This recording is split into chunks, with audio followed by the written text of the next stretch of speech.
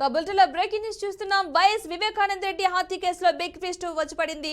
YS వివేక కుమార్తె సునీతారెడ్డి అల్లుడు Rajasekhar Reddy CBI SP Ram Singh పై charge sheet నమోదు చేశారు పులివెందుల పోలీసులు. వీరు ముగ్గురికి 41A కింద నోటీసులు పంపించిన పులివెందుల పోలీసులు మోపిన అభియోగాలపై విచారణకు హాజరవ్వాలని నోటీసుల్లో పేర్కొన్నారు. రిజిస్టర్ పోస్టు ద్వారా నోటీసులు పంపించారు పులివెందుల పోలీసులు.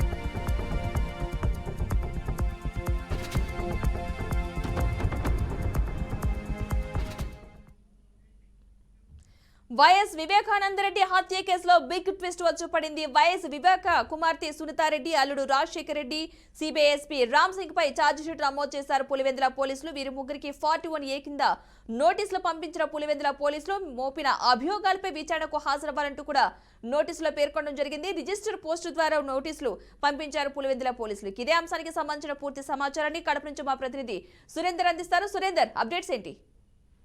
ఎస్ పద్మ, మాజీ మంత్రి వైఎస్ వివేక పిఏ కృష్ణారెడ్డి ఫిర్యాదు మేరకు పులివెందుల కోర్టు అయితే ఈ నెల 18వ తారీఖు మొదటిసారిగా పులివెందుల పోలీసులకు వీరి ముగ్గురిపైన అంటే వివేక కుమార్తె సునీతారెడ్డి అల్లుడు నారెడ్డి రాజశేఖర్ రెడ్డి సిబిఐ ఎస్పీ రామ్ సింగ్ ముగ్గురు మీద కూడా కేసు నమోదు చేశారు. నిన్న 28వ తారీఖు వీళ్ళ ముగ్గురు మీద సంబంధించి ఛార్జ్ షీట్ కూడా ఫైల్ అయింది. అంటే కోర్టు జనవరి 4వ తారీఖు లోపు ఈ కేసుకు సంబంధించిన పూర్వాపరాలు క్లియర్ గా చెప్పాలని చెప్పడంతో నిన్న 28వ తారీఖు వీళ్ళ ముగ్గురు మీద ఛార్జ్ షీట్ నమోదు చేశారు. దీనికి సంబంధించి కౌంటర్ కూడా సిబిఐ టీం రెడీ అయ్యింది.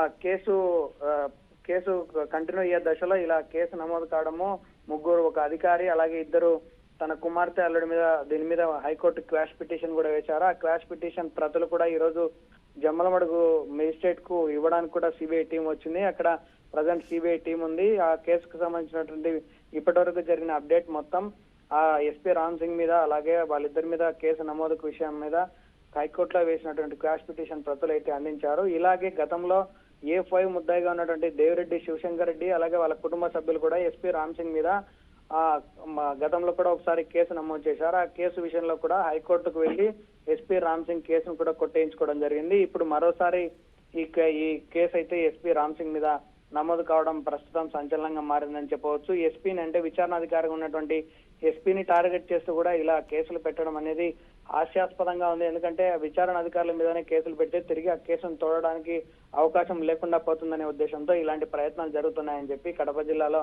బాగా చర్చనీయాంశంగా మారింది పద్మ. ఏదేమైనప్పటికీ 41A నోటీసులు అయితే ముందస్తు సమాచారం మేరకు వీళ్ళ ముగ్గురికి పంపారు. కానీ ఎప్పుడు పిలుస్తారనేది మాత్రం తేదీని అయితే ఖరారు చేయలేదు.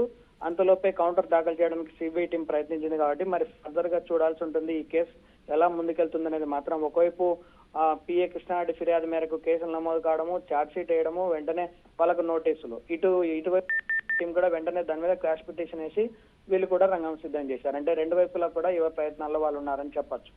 Right, thank you Surendra.